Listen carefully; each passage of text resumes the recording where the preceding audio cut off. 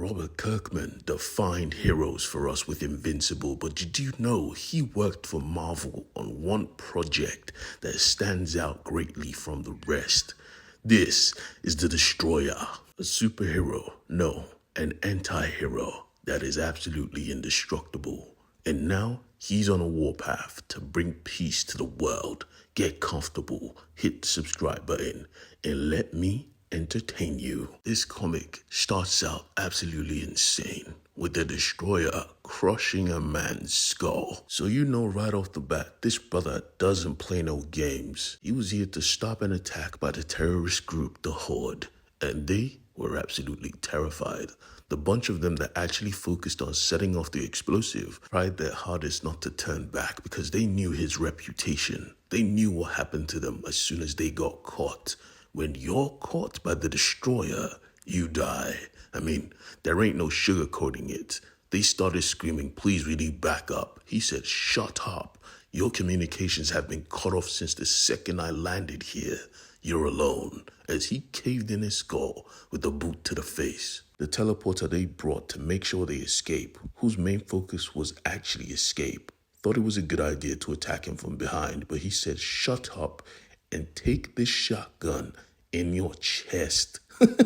As soon as they saw their teleporter get dropped, they said, all right, we're done. They threw the bomb over the building and said, you could arrest us or you could save the people below. He said, nah, I'ma just take you both with me because remember, I'm prepared. This whole block has been evacuated and oh, I'm indestructible. The explosion was massive and only he remained alive, naked of course because his clothes got evaporated. But right now, it was time to head home. But he couldn't just head home. He had a party to go to. He needed some clothes. This party was for his grandbaby. You see, the Destroyer had a wonderful life. He had a wonderful kid, a wonderful son-in-law. He had a wife he loved dearly, who for some reason kept getting disturbed by little kids because she had a robotic arm. That didn't matter to him though, because he loved her fully and she loved him. So much so that even knowing full well he was a superhero, she still checked on his health because he was having pains in his chest. He was supposed to get that checked, and he was going to. Sadly, the news he got was terrible. Brother, you are dying. He said, damn it, I hate the hospital. They said, nah. You are meant to have retired a while ago. He said, nah, you know I can't do that. I mean, I know you, so I'm not going to question you, but I'm wondering, how the hell are you still alive? He said, don't worry about it. How long do I have? The doctor said, boy, it could be today. It could be tomorrow. Just get your affairs in order. That's all I have to say. And he took that to heart because all this time, he couldn't just stop thinking about it. And it became worse at home because he looked at his wife with her missing arm and he honestly blamed himself for it. She didn't blame him at all. You tried your best, but he wished he was faster. He wished he was younger. And that is when he had a thought. This world is a wicked place. It needs wicked people. So he went to the prison to see his older brother, who for some reason was a supervillain with the exact same abilities as him, with a twist. You see, he hated him. He blamed him for everything. But he wasn't here to talk no mushy shit. Nah, I'm here to tell you I'm dying, and I've decided to clean up this world for the people that will remain in it. And that cleanup starts with you. His brother stood up like, I was wondering why I wasn't handcuffed. He then replied, I wanted this to be a fair fight. His brother laughed. Okay, let's get fair. And he became a big hulking flesh of muscle that was also indestructible. Now they had to battle. But this fight was never going to be fair. His brother, his kid brother, the Destroyer, was just smarter. He knew fighting an indestructible man only works when you kill him from the inside. His brother tried. He struggled, but nah. His hand was locked inside his tummy, pulling up out his guts from the inside. The warden actually came through, was like, do you want to say a few things? He said, nah, fuck this guy.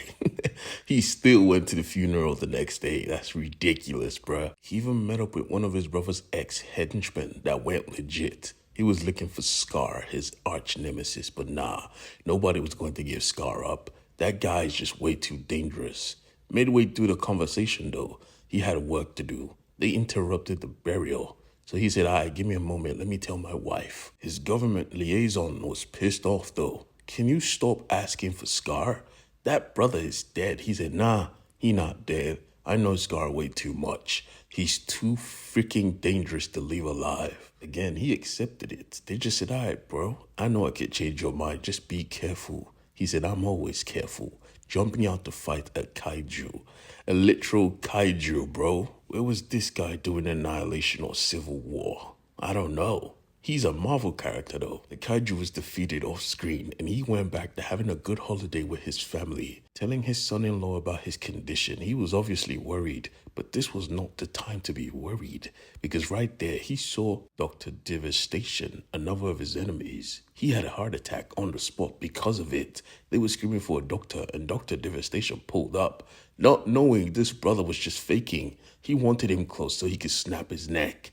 Jesus, he was brutal and he was pissed off. This place is supposed to be secure and you let a supervillain just pull up? Nah, get the family, we out. His wife was pissed off though. I loved that pool. When they go back home, the silent treatment was loud. She knew something was up and everything started after his heart checkup. How long do you have? And he just told it right there and then, not long. I'm trying to clean up the world for you. She knew her husband. She knew he would never stop. And he didn't. He kept going for every single danger, especially the manufacturer of killer robots. She thought she was the shit. She thought her robots were enough to kill him. Nah, they were not. They were actually very pathetic, very breakable. He was indestructible after all. When he was done, he went for the queen and said, no uploading, come here. I want you. Where is Scar? She said, leave the dragon to sleep. It's best for you. He said, no, I'm the dragon and I've been asleep. If you won't tell me, you die. He ripped her head from her body and volleyed it across the room. He was on a warpath, but everything was going to change after one night because after his last mission, he thought shit was sweet, only to get home and find out his daughter had been taken by the worst possible person. Scar was back, and now they had to go find her. He tried to calm his son-in-law down, but he said, nah, this is my business too. The destroyer was ready, of course. This is when we get the big reveal that his son-in-law was actually his former partner, who also was indestructible. Now, they hit the streets hard. Every villain they came across, they asked for the address, and the destroyer did not give a damn. He was killing them left and right. His partner was like, bruh, you need to chill. He said, nope, I'm not doing that no more. You are sick, my bro. You can't be moving this fast. He said, my daughter has been taken. I'm about to die. There is no way in hell I'm leaving this world dirtier than I found it. I'm killing everybody. He went back home only to find a box at his doorstep. Inside that box was the finger of his kid. He went harder, tracking where this box came from, but met explosions. He had to think, this is stupid. I need to be smarter.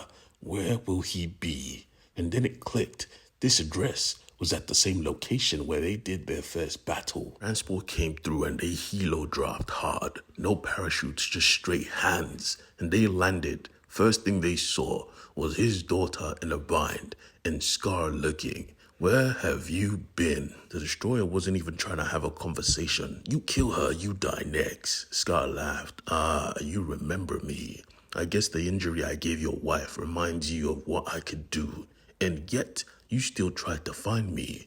I wanted to retire. You brought me back. The destroyer told him point blank, I'm not going to lie to you. You're dying today. Real talk. You let her go, I make it quick. You harm her in any way, I'm going to make it slow. Scar laughed, grabbed the remote and said, oops, as the machine was eating his daughter's hand slowly. Her man said, oh, hell no. But nah, his face got introduced to the ground quickly because Scar had the henchman. Even the henchman at the funeral was here. And he was only here because he knows all the enemies were just dropping like flies. He was just here to protect himself. So him and the lizard went ham on the destroyer. The destroyer didn't mind the beating. He just wanted his daughter safe. So he told his partner to go get her. He went. He was low-key about to kill Scar, but Scar said, nah. You either end me or you save your wife. You pick.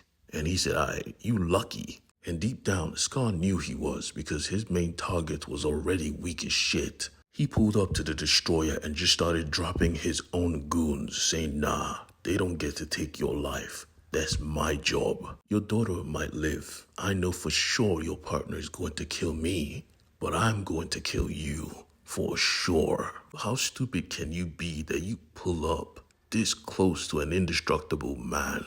He said, give me your hand, brother. Even Scar was like, Jesus. The destroyer said, nope, don't call Jesus. I'm not done. I'm going to feed you your own hand. And he just started to feed him his hand. It was actually insane to read. His partner was trying to care for his daughter while he was just going ham. He left nothing. When his partner made sure his wife was safe, he looked at him and said, boy, would you stop? He's already gone. As we see, there was nothing there. He was just punching the ground. Yup, the story ain't over. You want to see how this ends. Trust me. Click the subscribe button and come back because I promise you I will blow your mind.